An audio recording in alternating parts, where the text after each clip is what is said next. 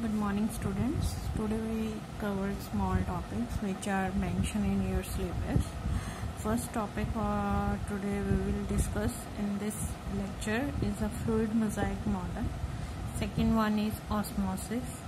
Next one is active transport, passive transport, endocytosis, and last one is a exocytosis. Okay, now we start with the fluid mosaic model.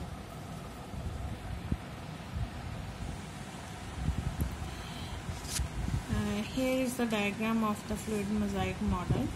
Actually, it is given in 1972 by the two scientists Singer and Nicholson. As per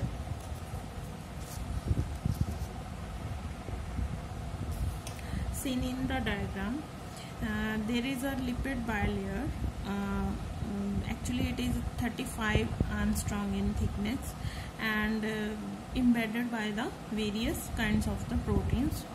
Maybe they are integral proteins embedded in the half of the lipid bilayer, and maybe there are peripheral proteins present outer side of the membrane. This one is the outer side and this one is the inner side of the membrane.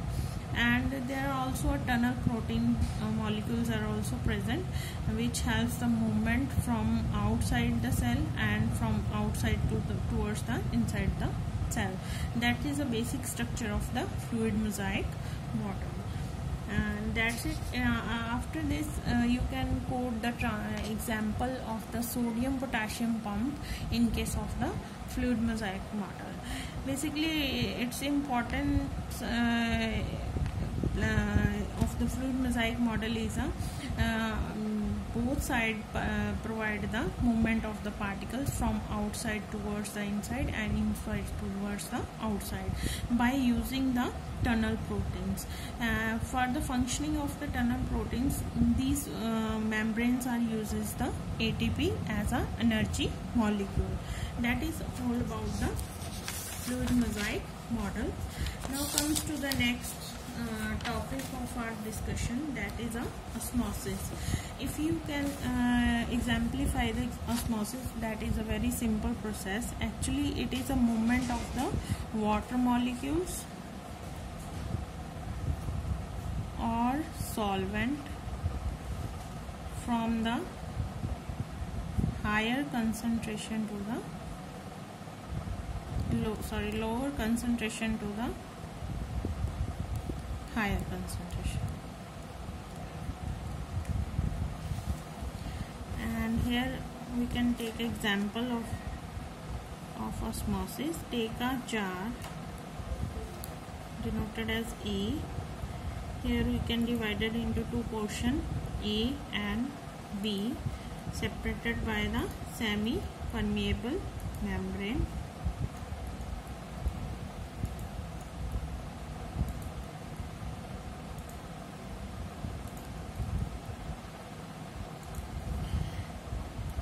On both sides we take a distilled water,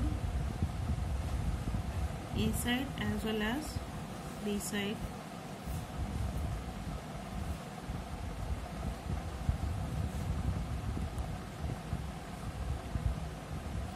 On A side we mix the salt, or you can also dissolve the sugar molecules on one side. Put it for 24 hours. After 24 hours you can take a reading. Then what you observe, the solution present on the B side becomes lower on level. The level of the B side down, water level, that is a water level, and level of the water on A side rises.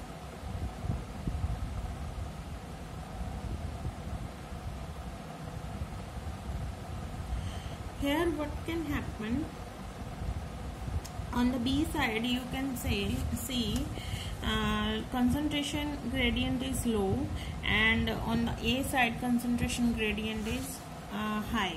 So movement of the particle from B side to A side takes place when we incubated the jar for the 24 hours. After 24 hours, the water molecule towards the A side raises in comparison to the B sides. So that this process is called osmosis. Movement of water molecules from the lower concentration to the higher concentration is called osmosis. That is very basic and simple process. It occurs in all living cells for the vital processes. So that is about the osmosis. Next we discuss the topic is active transport. Now what is active transport? Actually it is a transportation of the material from outside the cell towards the inside by using the ATP molecule or any kind of energy molecule. So actually in this process the movement of particle takes place from outer side of the cell towards the inner side by using the energy molecule and with the help of the protein or tunnel molecules present in the plasma membrane, which is called active transport. Here we can take example to explain to you more clearly.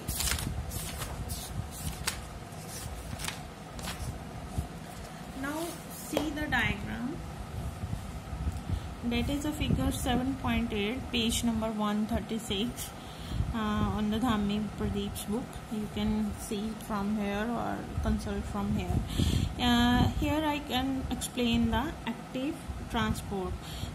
This is a plasma membrane, ठीक है, और ये क्या है? That is a tunnel protein, round C shape में दिख रहा है जो. All these are the molecules जो सेल ने अपने अंदर लेने हैं. And this is in the B portion of the diagram. ATP आके जो फॉस्फेट एनर्जी चेन है वो आके इसके साथ मॉलिक्यूल के साथ जुड़ रही है. उसके कारण जो ये टनल प्रोटीन है वो शेप ले लेगा, शेप या पोजीशन ले लेगा, जिसकी जब ये पोजीशन ले लेगा सी डायग्राम में देखो, ये जो मॉलिक्यूल उसने अंदर लेना है अपने अंदर सेल ने, वो आके इसके ऊपर अटैच हो जाएगा. ठीक है, अटैच होने के बाद यहाँ पे डी में ये फिक्स हो रहा है टनल प्रोटीन के साथ जो मॉलिक्यूल अंदर जाना है.